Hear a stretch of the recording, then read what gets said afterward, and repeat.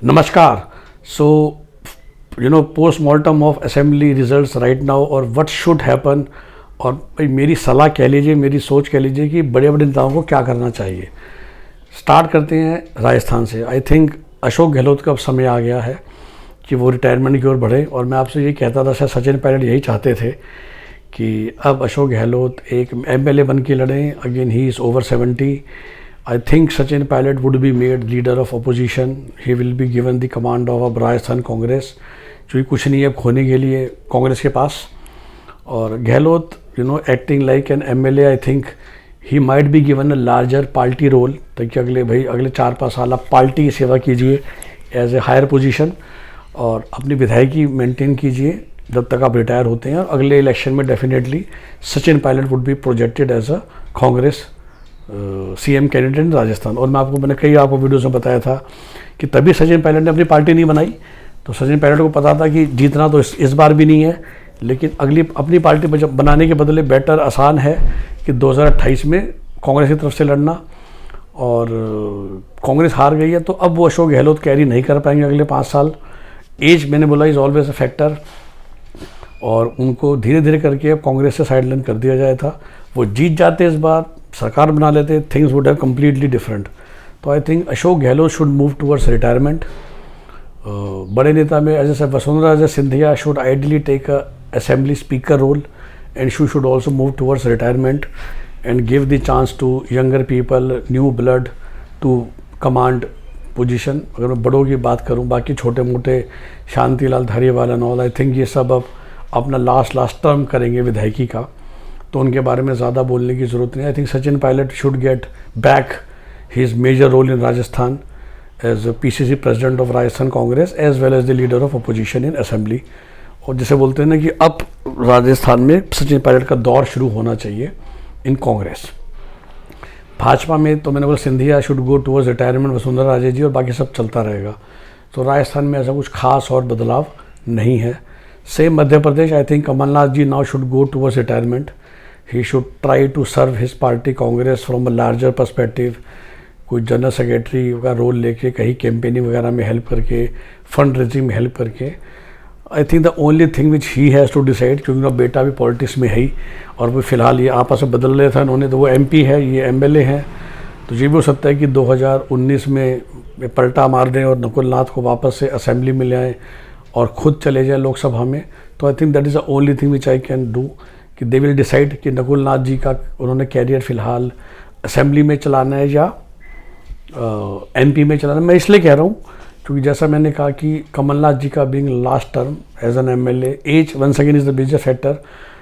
तो looking at the larger term, I think Nakul Nath चाहेगा कि वो एमपी की राजनीति में आ जाए and he become MLA of Chhindwara proper, क्योंकि as his political future it is easier, आज नहीं 10 साल में, 15 साल में, जब Nakul Nath can become the CM face of Congress इन मध्य प्रदेश। और मे बी आफ्टर 5 ईयर्स, क्योंकि जीतू पटवारी हार गए हैं तो वो बड़ी दिक्कत होगी। और जब कमलनाथ छोड़ेंगे अपनी विधायकी अगले लोकसभा इलेक्शन में, तो it can be a very simple exchange कि बाई इलेक्शन में नकुल नाथ को एमएलए बनवा दिया जाए और कमलनाथ शायद फिर से छिंदवाड़ा के एमपी बन के he has his last term not as an MLA but as an MP. I don't think as an MLA we like to work on street, on ground, वो उनके बस की नहीं है। तो वो एमपी बन के अपना दिल्ली में रहना चाहेंगे अपने आखिरी के राजनीति के 5 साल में, और नकुल नाथ के साथ वो एक्सचेंज कर लेंगे अपनी एमएलए पोजीशन। दिग्विजय सिंह तो वैसे ही अब ख़त्म ही है, तो ना वो कोई किसी चीज़ राज्यसभा के मेंबर हैं।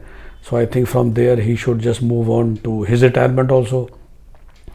Shivraj Singh Chouhan, I think he still have lot of 10-12 years of active politics with him, एटलीस्ट 1 term either as a CM. और अगर उनको सीएम नहीं बनाया जाता या शॉर्ट टर्म के लिए बनाया जाता है, तो आई एम श्योर कि he will get a cabinet position in central government. तो शिवराज सिंह चौहान के पास अभी भी 8-10 साल हैं मोदी जी के राज में एक एक्टिव पॉलिटिशियन की तरह काम करने के। आई थिंक छत्तीसगढ़ में Raman Singh now should move towards assembly speaker role and towards retirement. तार सिंह देव वैसे इलेक्शन भी हार गए हैं, तो I think he should just quit active politics. Bhupesh Baghel, I think, is a very active guy still now, and he should take the leader of opposition position, and after 5 years he should work hard to become a CM again. Telangana में definitely again देखिए KCR is a regional force, he still the second party in Rajasthan, in Telangana, तो he will continue, as हो गई है but I think he will stay there along with his son, and they both will do state politics, and they have sent their daughter to central Kavita the way Sharad Pawar has done by sending Supriya to Lok Sabha and Ajit Dada Pawar to Vidhan Sabha. अब वहाँ जो issue हो रहा है वो separate matter है. So I think KCR will still continue this term. He will now be more open to, should I say, set up his son to be the next CM after 5 years and Kavita to be the next cabinet minister in Delhi. So I think KCR will play with a very open hands in the next 5 years in the coming Lok Sabha election to be a regional force from Telangana. He will definitely fight all the Lok Sabha seats. I don't think he has to align with either Congress or BJP will not align with him. BJP will like to finish him to take his position and space in Telangana. So KCR will just go all out, should I say, in the next 4-5 years, both in Lok Sabha 24 till 29, 28 Telangana I think would be his last 5 years to fight and maybe give some legacy to his children. खुद तो खैर कुछ उनका हो नहीं पाएगा, लेकिन कोशिश करेंगे. देखिए मैं हमेशा कहता हूँ थर्ड मोर्चा बनना ही बनना है, because Congress and Aam Aadmi party cannot be in the same bucket. So definitely against NDA there would be India गठबंधन जो भी नाम दिया गया है, but and definitely there has to be a third thing जहाँ specially KCR, Aam Aadmi party, Samajwadi party उसमें आ सकती है, बिकॉज अखिलेश की नहीं बन पाएगी कांग्रेस के साथ beyond the point, and he will not like to leave his turf of UP. And इन्हीं के पास और तो कोई बहुत ज़्यादा नहीं. I think together these 3 people will fight their own battles, that is the right word, and maybe in future some party from Bihar, because see Aam Aadmi party will try to expand, so is Samajwadi party. So maybe Madhya Pradesh में ऐसा देखेंगे कि Aam Aadmi party and Samajwadi party together are fighting elections. Same is Rajasthan, same is all these areas around UP, because काफ़ी states हैं जिनकी border UP को touch होते हैं, राइट. फिर से साउथ इंडिया बच जाएगी. तेलंगाना में तो है ही KCR, and I think in the other South Indian states Aam Aadmi party will like to again slowly move around and have their feet. और जहाँ उनको मौका मिलेगा तो आंध्रा में अगर कोई छोटी मोटी पार्टियों के साथ कोलैबोरेशन कर लेगी या तमिलनाडु में कर लेगी तो दे विल ट्राई.